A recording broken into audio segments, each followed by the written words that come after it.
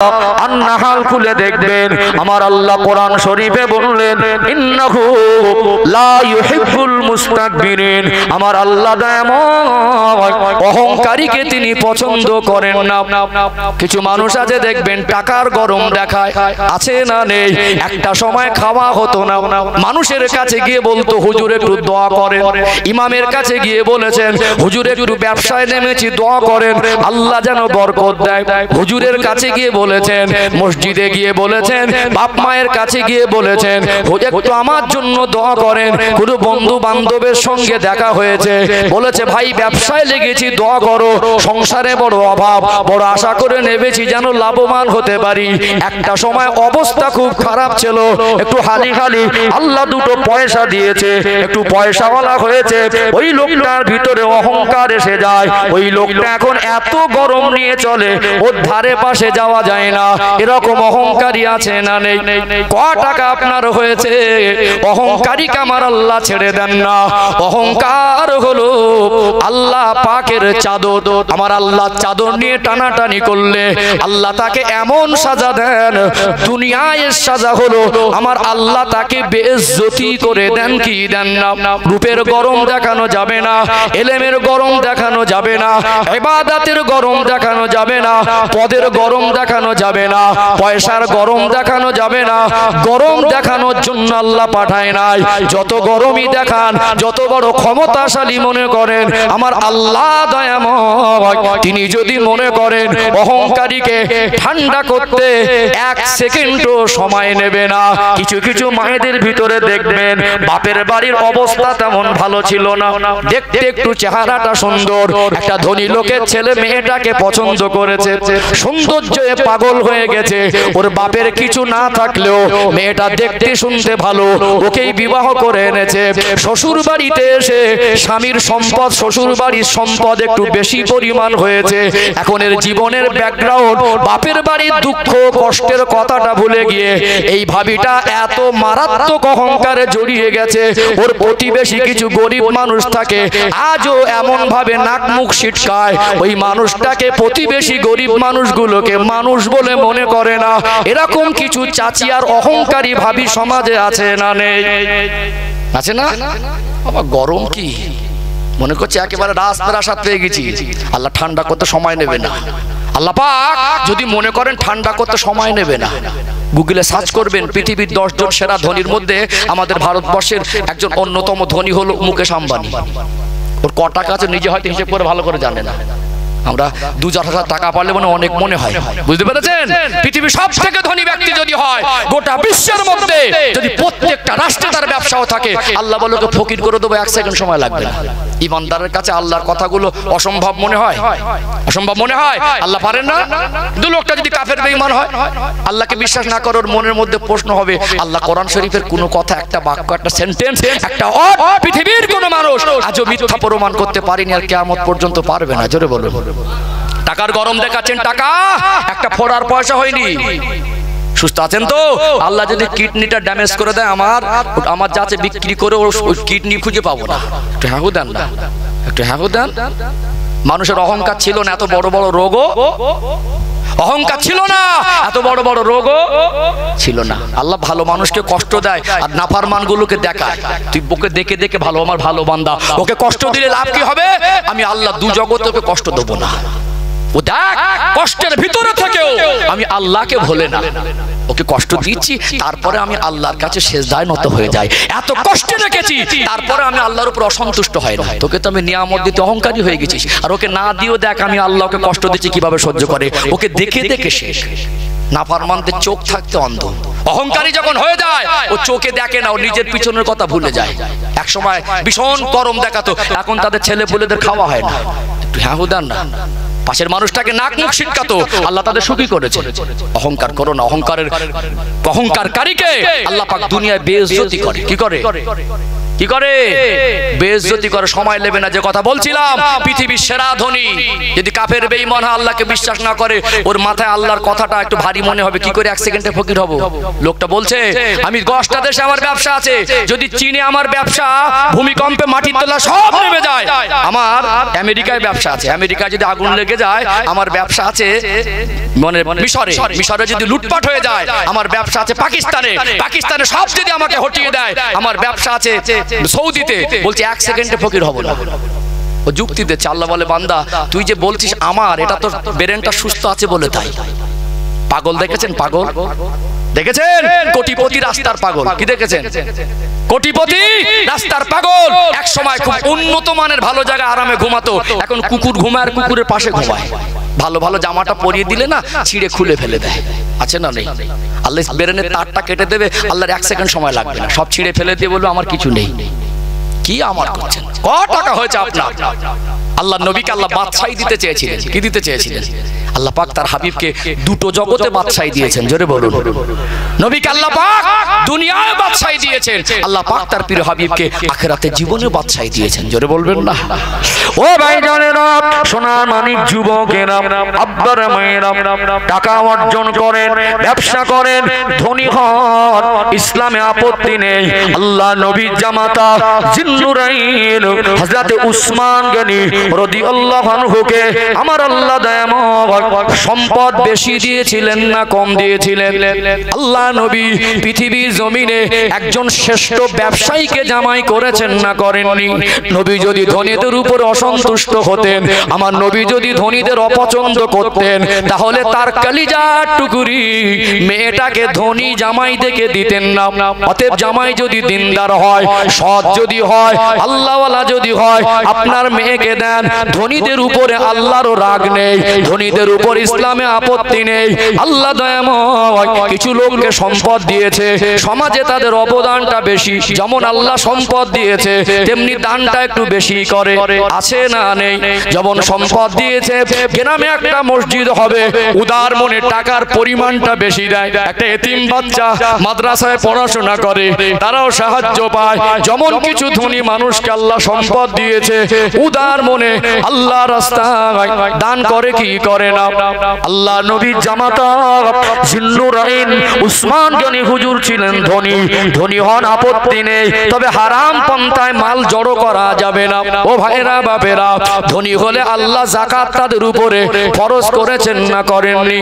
ওয়াকিমুস সালাতা ওয়া আতুজ যাকাত। আল্লাহ পাক বলছেন নামাজ কায়েম করো আর যাকাত প্রদান করো। যাকাত দিলে হতো কত অসহায় গরিব মানুষ উপকৃত হয় কি হয় না? তবে অহংকার করা যাবে না, টাকার গরম দেখানো যাবে না। আল্লাহ নবী তিনি আল্লাহর কাছে যদি দোয়া চাইতেন, আমার নবী বলতে লাগলেন, ও বিবি আয়েশা, আমি দুনিয়ার সাংসারিক জীবনে তোমার শখ শান্তি, হীরা মুক্তা মতি জহরাত অলংকার সোনা দানা দামি দামি উন্নত মানের খাবার আর কাপড় দিতে পারিনি, এর জন্য তুমি কি মন খারাপ করো? না ইয়া রাসূলুল্লাহ, না ইয়া হাবিবাল্লাহ, আমি আপনার থেকে এত বেশি ভালোবাসা পেয়েছি। কখনো অনাহারে, কখনো ক্ষুধার্ত অবস্থায় আমি সংসারিক জীবন অতিবাহিত করেছি। আমি ভালো কাপড়ের আশা করি না, উন্নত মানের খাবারের আশা করি না। আপনি আমাকে এত বেশি পরিমাণ ভালোবাসা দিয়েছেন, আমার মনে হয় আমি আয়েশার মতো এত সুখ শান্তি দুনিয়ার অন্য কোন মহিলা পাইনি। জোরে বলুন। নবী আমার আম্মা জানকে বলতে লাগলেন, বিবি আয়েশা, উহুদ পাহাড়টা আমি যদি আল্লাহকে বলতাম, আমার আল্লাহ আমার জন্য সোনায় পরিণত করে দিতেন। জোরে বলুন। নবী আমার দুনিয়ায় অহংকার জিনিস তার জীবনে ছিল না। আল্লাহ পাক আমার নবীকে এমন নিষ্পাপ করেছেন, নবী আমার এত নিষ্পাপ, আল্লাহ কোরআন শরীফে বললেন, কদ গফারাল্লাহু মা তাকদ্দামা মিন যামবিকা ওয়া মা তাআক্কার। আমার হাবিব, আমি আল্লাহ আপনার আগে পরে যে জীবনটা অতিবাহিত অতিবাহিত করেছেন, আগামী দিনে যে জীবনটা অতিবাহিত করবেন, আমি সমস্ত গুনাহ থেকে আপনাকে পবিত্র করেছি। নবী ধনীরও নবী, গরিবেরও নবী, আমার নবী মানব দরদি ছিলেন কি ছিলেন না? আজ কিছু মানুষ অহংকার দেখায়, টাকার গরম আছে না নেই? টাকার গরম দেখানো যাবে না ও ভাইরা বাপেরা। আল্লাহ আপনাকে ধনী থেকে ফকির করে দিতে সময় নেবে না। ক্ষমতার বল দেখানো যাবে না। সমাজে কিছু চুটে মোস্তান আছে, দেখবেন এদের পাওয়ার দেখলে শয়তানও লজ্জা পায়, আছে না? সমাজে কিছু চুটে মোস্তান, ও যে ক্ষমতা পেয়েছে ওকে দেখাতে হবে। আমি রাজনীতির লোক না, রাজনীতির কথা বলিনি, নেগেটিভ নেবেন না। কেউ করেছে বলে আমি তাকে বলছি না। এগুলো জানা থাকলে আমাদের জীবনটা পবিত্র রাখা সহজ হবে। কথা ঠিক না বেঠিক? কি হয়, একটু ক্ষমতা পেয়ে যায়, একটু গরিব মানুষ একটু ভ্যান চালিয়ে খায়, তো ভ্যান চালিয়ে খায় তো কি হয়েছে?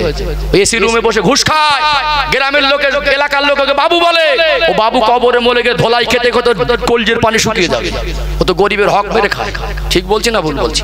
যে লোকটা হালাল রুজি উপার্জনের জন্য ভ্যান চালানোটা বেছে নিয়েছে, এসি রুমে বসে ঘুষ খাওয়া মানুষের থেকে আল্লাহর দরবারের কোটি কোটি মূল্য বেশি, হালাল রুজি উপার্জন করে। কথা ঠিক না বেঠিক?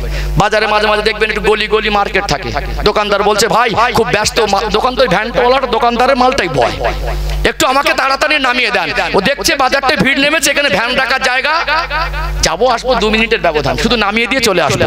তাহলে ইচ্ছাকৃত রাখিনি, ওর উদ্দেশ্য বাজার মার্কেট জাম করা নয়, শুধুমাত্র জরুরতের কারণ রেখে গেছেন, চলে এসে সরিয়ে নেবেন। শুধু এসে দেখছেন একজন চুটে মোস্তান, পুরো ভ্যান সরা, ক্ষমতা দেখাচ্ছ, ক্ষমতা বাবার দেখাচ্ছ, তোমার বাপের থেকে 10 বছর বয়সের বড়, কবরের ধারে যাবে তোমার মতো ক্ষমতাশালী মানুষ ঠান্ডা হয়ে আছে।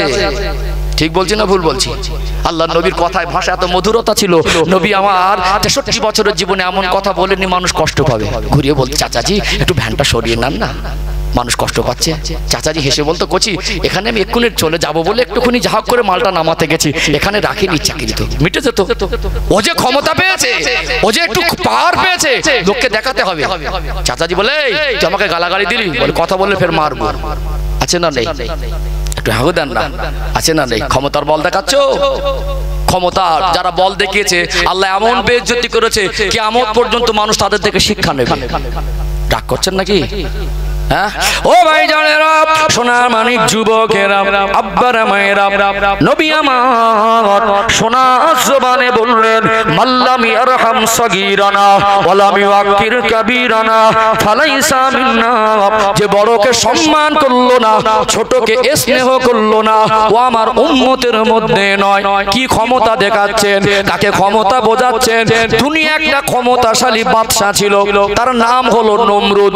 আল্লাহ নবী ইব্রাহিম আলাইহিস সালামকে বড় কষ্ট দিয়েছিল, অগ্নিকুণ্ডে নিক্ষেপ করেছিল। আল্লাহ পাক তার নবী সাইয়্যিদানা হযরত ইব্রাহিম আলাইহিস সালামকে হেফাজত করেছিলেন না করেননি?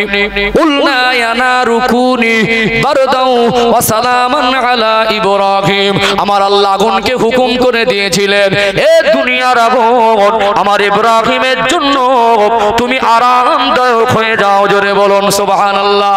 এই নমরুদকে আল্লাহ একটু ক্ষমতা দিলেন, একটু বাদশাহী পেল, একটু ক্ষমতা পাওয়ার পেয়ে গেল। ক্ষমতা পাওয়ার পেয়ে বাদশাহী পেয়ে এত অহংকারী হয়ে গেল। একদিন নমরুদ বলতে লাগলো, আমি ইব্রাহিম আলাইহিস সালামের আল্লাহর সঙ্গে যুদ্ধ করব। কত বড় আহামক, কত বড় নাদান, কত বড় নির্বোধ। আজকে ক্ষমতা আসন পেয়ে এই অনাদান নির্বোধ নমরুদ বলেছিল আল্লাহর সঙ্গে যুদ্ধ করব। কত অহংকারের মাত্রা লিমিট ক্রস হয়ে গেল। আল্লাহ বলে, রে নমরুদ, আমি আল্লাহ তোকে বাদশাহী দিয়েছি, তোর বাড়াবাড়িটা এত বেশি পরিমাণ হয়েছে, আমি আল্লাহ, তুই আমার সঙ্গে কি যুদ্ধ করবি? তোকে এমন ভাবে অপমান করে দেব, কিয়ামত পর্যন্ত মানুষ তোকে মনে রাখবে কেমন ভাবে তুই বেইজ্জতি হয়েছিস। আমার সঙ্গে তোর যুদ্ধ করতে হবে না। নমরুদ তার লোক লস্কর নিয়ে যুদ্ধ করতে ময়দানে এসেছে। আমি ইব্রাহিম আলাইহিস সালামের আল্লাহর সঙ্গে যুদ্ধ করব। আল্লাহ পাক সিদ্ধান্ত নিলেন এদের মোকাবেলার জন্য আমি আল্লাহ এমন সৈন্য পাঠাবো পৃথিবীর মানুষ যেন শিক্ষা পায়। আল্লাহ পাক ঝাঁকে ঝাঁকে মশা পাঠালেন। মশার উৎপাত সহ্য না করতে পেরে পেরেশান হয়ে গিয়ে নমরুদের লোক লস্করগুলো ধারালো অস্ত্র চালায় আর নিজের অস্ত্রের পাশের মানুষ আঘাত প্রাপ্ত হয়। আল্লাহ একটা খোঁড়া মশাকে আদেশ করে দিয়েছিলেন, এ মশা চলে যা, তুই যে নিজেকে খোদা বলে, যে আমার সঙ্গে যুদ্ধ ঘোষণা করেছে, ওর নাকের ভিতর থেকে মস্তকের ভিতরে চলে যাবি। এরা ধ্বংস হয়েছে সুস্থ মশায়, যে আল্লাহর সঙ্গে যুদ্ধ করতে চেয়েছিল। আমার আল্লাহ ওর কাছে যে মশাটা পাঠিয়েছে ওটা সুস্থ নয়, ওটা হলো ল্যাংড়া, ওটা হলো খোঁড়া। আল্লাহ বুঝিয়েছেন পৃথিবীর মানুষ যেন শিক্ষা নেয়। এত বড় অহংকারীকে যে আল্লাহর সঙ্গে যুদ্ধ ঘোষণা করেছে, ওকে খোঁড়া মশা দিয়ে বিদায় করব। চলে গেল নাকের ভিতর থেকে মাথার মধ্যে যন্ত্রণা শুরু হয়ে গেল। কোথায় তোমার বাদশাহী, কোথায় তোমার আল্লাহর সঙ্গে যুদ্ধ করার মতো ক্ষমতা? একটা মশার জ্বালা যন্ত্রণা সহ্য করতে পারে না। তার সেবক যারা ছিল তারা তাদেরকে ডেকে বলতে লাগলো, একটু মাথায় যদি তোমরা কিছু দিয়ে বাড়ি মারো, মাথায় যদি আঘাত করো একটু আরাম পায়। যত জোরে জোরে জুতা মারে তত বেশি আঘাত পায়। আল্লাহ বুঝিয়ে দিলেন, এত পাওয়ার বেড়ে গেল, বাদশাহী ক্ষমতা আমি আল্লাহ দিয়েছি, এত অহংকার হয়ে গেল। ও আমার সঙ্গে যুদ্ধ করতে এসেছিল, আমি আল্লাহকে এমন ভাবে বেইজ্জতি করেছি, আমি আল্লাহকে একটা খোঁড়া মশা ওর জন্য, ওকে সাহিজ করার জন্য যথেষ্ট করে দিয়েছি। ক্ষমতা দেখাচ্ছ, ক্ষমতা গরম বেশি দিন চলবে না, ব্লাশ হয়ে যাব, ক্ষমতা থাকবে না। পরনার কাপড়টা খুলে দেবে, তোমার মরণটা কিভাবে এইটুকু তুমি জানো না। আমার মরণ কিভাবে জানি? দাপট দেখে বেড়াচ্ছে, কোথায় মরে পড়ে থাকে, 3 দিন খুঁজে পায় না, ও লাশটায় পোকা ধরে যায়। এটা ইজ্জতের মরণ না বেইজ্জতির মরণ? মানুষকে মানুষ মনে করে না, অহংকারীকে আল্লাহ পছন্দ করেন না। ইন্নাহু লা ইউহিব্বুল মুস্তাকবিরিন, নিশ্চয় আমার আল্লাহ অহংকারীকে পছন্দ। টাকার গরম দেখানো, বলেন না, টাকার গরম দেখানো, ক্ষমতার গরম দেখানো, ইবাদতের গরম দেখানো যাবে না। কিছু মানুষ একটা সময় খুব অন্য পথে ছিল, দিন কাতেক দেখছে একটু নামাজি হয়েছে, ভালো জিনিস, তার জন্য দোয়া করি, অবশ্যই পরিবর্তন দরকার। আল্লাহ তাকে হেদায়েত দিয়েছে, ভালো জিনিস, একটু দাড়িটা ছেড়ে দিয়েছে, একটু 1.5 ব্যাটারি মার্কা, 2 দিন 4 দিন নামাজ ধরে নিজেকে ভীষণ কিছু মনে করে। ও আবার ইবাদতের অহংকারী হয়। চার দোকানে বসে একটা লোক মরে গেছে, ফতোয়া দিচ্ছ জাহান্নামে যাবে।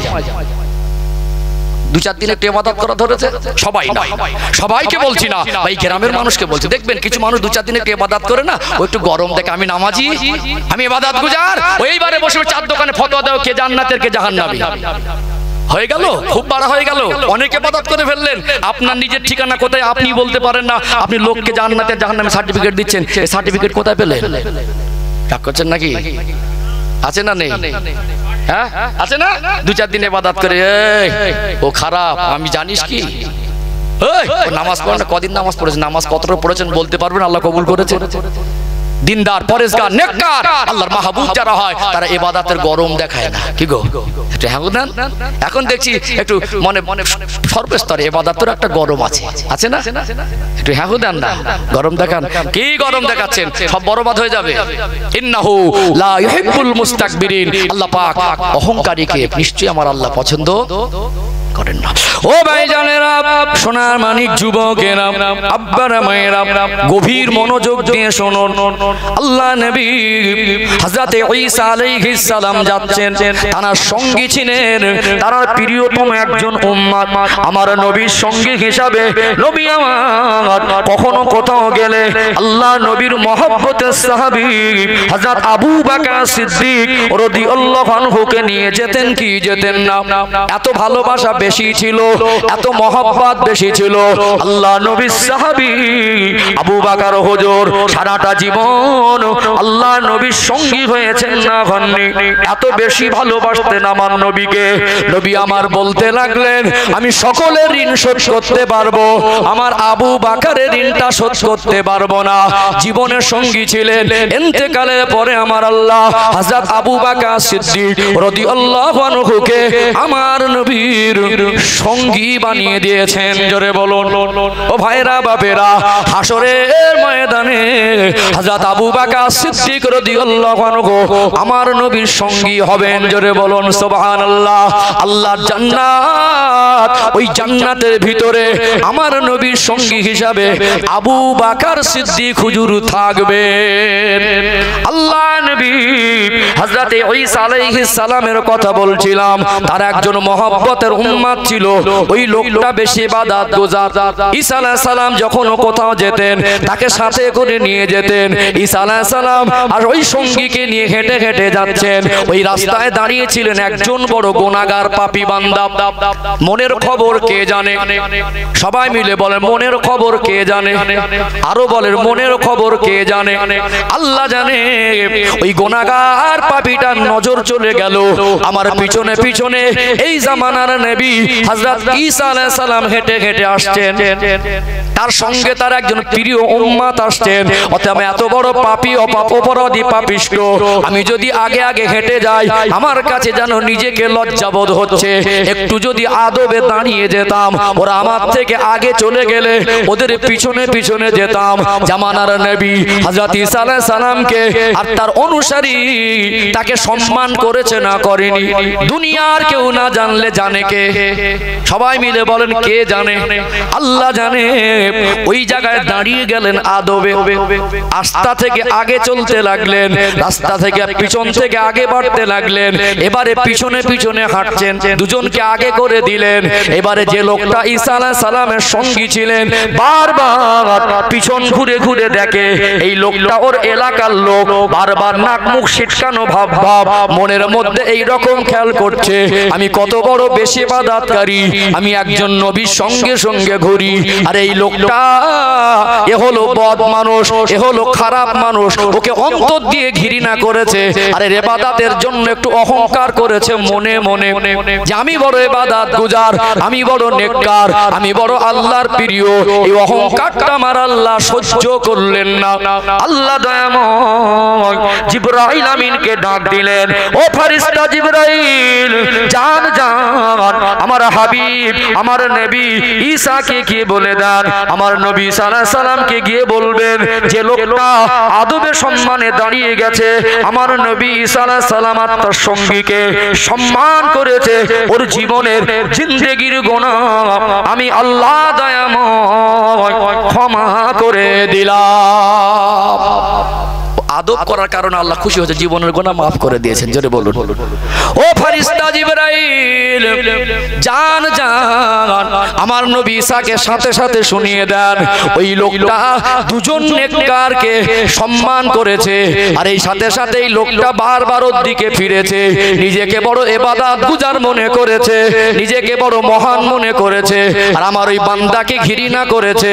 ওই বান্দাকে জানিয়ে দেন ওই ইবাদতের গরম অহংকার ওর মনে থাকার কারণে আমি আল্লাহ ওর জীবনে যত নেক আমল করেছে সব নেক আমল গুলোকে বরবাদ করে দিলাম। আপনি যদি ইবাদতেরও গরম দেখান, ইবাদতেরও যদি গরম মারেন, আল্লাহ অসন্তুষ্ট হয়ে যাবে। যত বড় নামাজি হন, তাহাজ্জুদ গুজার হন, সৎ পথে চলেও 70 বার হজ করেও আপনার ইবাদতের জন্য অহংকার করা যাবে না। ইন্নাহু লা ইউহিব্বুল মুস্তাকবিরিন, নিশ্চয়ই আমার আল্লাহ অহংকারীকে পছন্দ করেন না। আছে না কিছু মানুষ 2-4 দিন একটু ইবাদত গুজার হয়ে গিয়ে তার ভিতরে অহংকার এসে যায়। আমরা বলতে পারবো আমার ইবাদতটা কবুল হয়েছে? বলতে পারবো? আল্লাহ যদি মনে করেন নাজাত দেবেন, আল্লাহ পাক ছোট্ট একটা আমলকে কবুল করে ওটা নাজাতের ওসিলা করে দেবেন। আল্লাহ যদি মনে করে ধরবেন, সামান্য জিনিসে ধরে দেবেন। কিছু করার আছে? আছে? তাহলে অহংকারী মানুষের জন্য মানায় না, অহংকার মানুষের জন্য নয়। কোন পর্যায়ে এসে অহংকারী হওয়া যাবে না। আল্লাহ চাদর টানাটানি করে ইবাদত করেও তুমি আল্লাহর প্রিয় বান্দা হতে পারবে না। আরেকটা পয়েন্ট বলি অহংকার সম্পর্কে, আরেকটা পয়েন্ট বলি, বুঝতে পারছেন? ক্ষমতার বল, ক্ষমতার অহংকার দেখানো, ক্ষমতা পেয়ে অহংকার দেখানো যাবে না। টাকার মালিক হয়ে অহংকার দেখানো যাবে না। ইবাদত করে অহংকার দেখানো, এমনকি জ্ঞানী হয়েও জ্ঞানের অহংকার দেখানো। এখানে একটু সূক্ষ্ম বিষয় বুঝবেন, এই পয়েন্টটা যেটা বলবো একটু সূক্ষ্মতা আছে, কারণ একটু নেগেটিভ পজিটিভ ভালো করে না জানলে এখানে ভুল বুঝলে কখনো ইমানের খাতরা এসে যেতে পারে। ভাইটাল পয়েন্ট আমি বুঝিয়ে দেবো ইনশাআল্লাহ, যাতে কারো অসুবিধা না হয়। একটু তাকবীর দেন, নারে তাকবীর। মাশাআল্লাহ ভালো লাগছে। আমি যখন ফার্স্ট টাইম আসলাম বলি আমি তো শেষ বক্তা, আর মাঝে মাঝে যেভাবে ছড়িয়ে ছিটিয়ে আছে কি হবে, আবারও খাইয়ে দিয়ে দোয়া করে দেবো নাকি? হ্যাঁ, যখন আমি ফার্স্ট টাইম স্টেজে এসেছি বলে এত বড় মাহফিল, এত সুন্দর সাজানো, লাইটিং, প্যান্ডেল, স্টেজটা খুব ভালো করে সাজিয়েছেন, লোকজন কই ভাবছিলাম। আল্লাহ যাকে তৌফিক দেয় এটা তার খুশনসিব। আমাদের ছেলেগুলো এখন ছেড়ে দিলে বাড়ি গিয়ে 8 ঘন্টা মোবাইল ঘাটবে, কি ঠিক বললাম নাকি? ওকে ছেড়ে দিলেও এখন ঘুমোবে না, 8 ঘন্টা ঘাটবে, তারপরে ঘুমাবে। একটা সময় ছাড়লে 8 ঘন্টা জাগবে, দুটো সময় ছাড়লে 8 ঘন্টা জাগবে। ওর থেকে এখানে একটু বসে আছেন, অসুবিধা হচ্ছে? সব দিন তো সুযোগ হয় না, হয় কি সব দিন? একটু সামান্য আর একটা লাস্ট পয়েন্ট তুলে ধরবো ইনশাআল্লাহ। একটু দেখবেন মাঝে মাঝে একটু জ্ঞান হয়ে গেলে, শিক্ষা হয়ে গেলে শিক্ষারও গরম মারে। কি শরীয়তের শিক্ষা, কি জেনারেল শিক্ষা। জ্ঞানী হয়ে গেলে জ্ঞানীদের ভিতরে অহংকার থাকে না। জ্ঞানের 3টে স্তর। কটা স্তর? জ্ঞানের 3টে। প্রথম স্তরে পৌঁছালে মানুষ অহংকারী হয়। কি হয়? প্রথম স্তরে পৌঁছালে মানুষ অহংকারী হয়। দ্বিতীয় স্টেপে পৌঁছালে ও জ্ঞান অর্জনে আগ্রহী হয়। কি হয়? জ্ঞান অর্জনে ওর মনে হয় যে পিপাসা লেগেছে, আরো জ্ঞান দরকার। লাস্ট স্টপেজ, অতএব 3 নম্বর স্টপেজে পৌঁছালে ও মনে করে আমি কিছুই জানি না। আর যারা একটু লাপায়, একটু বাড়াবাড়ি করে, ওরে সর্বনাশ, 2 পাতা শিখে এমন ভাব নেয় ওর বাচ্চা আলেমদের মানুষ মনে করে না। একটু হ্যাঁ দেন না, একটু জেনে এমন ভাব নেয় মনে হবে এলাকার মধ্যে ওইটি সব জানে, আর কেউ জানে না। জ্ঞানের স্তর হচ্ছে 3টে। প্রথম স্তর আসলে কি হয়? অহংকারে। একটা চমৎকার উদাহরণ দিই, একটা চমৎকার আমি ভাবি উদাহরণ দিই, একটা চমৎকার। মাঝে মাঝে দেখুন বর্ষাকালে এই মাঠের যে একটু গর্ত থাকে না, ওতে ব্যাঙে বাচ্চা তোলে। কি তোলে? বাচ্চা তোলে না? আর বর্ষা যখন চাপ হয় বাচ্চাটা ব্যাঙটা বড় হয়ে যায়, আস্তে আস্তে বড় হয়ে যায়, এ ভাগাভাগি দল ভাগ হয়ে যায়। পানির স্রোতে একটা ব্যাঙ ওই গর্ত ছেড়ে, টোবাটা ছেড়ে চলে গেছে নদীতে, আর একটা ব্যাঙ ওই নদীর থেকে স্রোত বেয়ে চলে গেছে সাগরে। একটা আছে কোথায়? 3টে ব্যাঙের বাচ্চা, একটা আছে ডোবায়, আর একটা আছে নদীতে, আর একটা আছে সাগরে। এই ডোবায় যেটা আছে পুরো ঘুরে লেছে। কি হচ্ছে? পুরো ও বুঝতেছে আমি যেখানে আছি সব জানি, হাম সব কুছ জানতা হ্যায়। কি বলছে? আমি সব জানি। এ যে ডোবা থেকে বেরিয়ে নদীতে গেছে, নদীতে গিয়ে খুব কষ্ট করে ঠাঁই পেয়েছে, আগের দিকে যাচ্ছে, ভয় খাচ্ছে, আগের দিকে যাচ্ছে, ভয় খাচ্ছে। দুজনের পাশে আছে, বলে দেখ আমার ভয় লাগছে, আর নিচে যেতে পারছি না। বলে কেন? বলে ডোবায় তো সব আন্দাজ ছিল, সবটা ঘুরে দেখেছি আর কিছু নেই, এখানে এসে মনে হচ্ছে এর ভিতরে আরো কিছু আছে। বলতে যাবি? বলতে তুই থাক আমি যাই। একজন জেদ করে গেছে, ও গেছে সাগরের ভিতরে, ওর হেদরে মাটি পাচ্ছে না কোথায় কি। বলে আমি যা জানি মানে কিচ্ছু জানি না, যে সে মানে সাগরে চলে গেছে। ও কি বলছে? আমি যা জানি